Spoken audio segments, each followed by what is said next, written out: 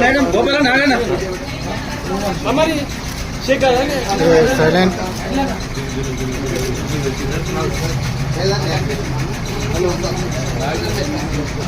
Madam గారు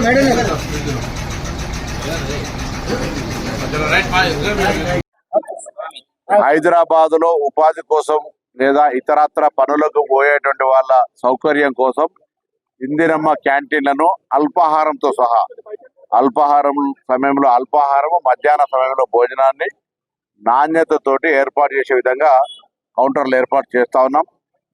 GHMC అధికారులు ఇప్పటికే ఒక మ్యాపింగ్ ప్లానింగ్ చేసుకొని ఉన్నారు. ఇంకా ఎక్కడైనా ఇటువంటి ఇందిరమ్మ క్యాంటీన్లు ఎస్టాబ్లిష్ చేయాలనుకుంటే కూడా ప్రభుత్వం తరఫున గుర్తించడం జరుగుతూ ఉంది. ఎక్కడైనా ప్రజలు ప్రజాప్రతినిధులు కూడా ఈ ప్రాంతంలో ఇందిరమ్మ క్యాంటీన్ ఉంటే ప్రజలకు సౌకర్యంగా ఉంటుందని చెప్తే అక్కడ కూడా ఏర్పాటు చేయడానికి సిద్ధంగా ఉన్నాం. ఇందిరమ్మ క్యాంటీన్ల ద్వారా ఇబ్బంది పడకుండా ప్రజలకు ఉదయాన్నే పనికి వెళ్ళేటువంటి వాళ్ళు ఇక్కడనే అల్పాహారం తీసుకోవడము, మధ్యాహ్న భోజనం తీసుకొని వారి యొక్క పనులు చేసుకునేటువంటి సౌకర్యం కలిగజేస్తోంది.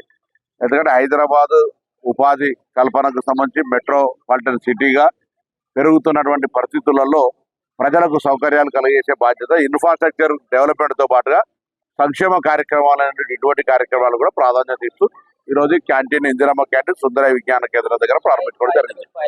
5 రూపాయలకే బ్రేక్ఫాస్ట్, 5 రూపాయలకే భోజనం.